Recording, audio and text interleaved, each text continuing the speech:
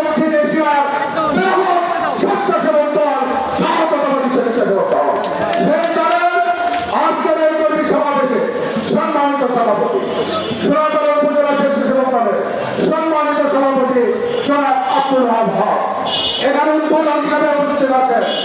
খালেদা জিয়ার বলুন রাজপথের সীমাহ ছাড়া জেলা স্বেচ্ছাসেবক দলের সম্মানিত সভাপতি সাবেক ছাত্র নেতা জনাব সরকার মতো প্রধান বক্তা হিসেবে উপস্থিত আছেন।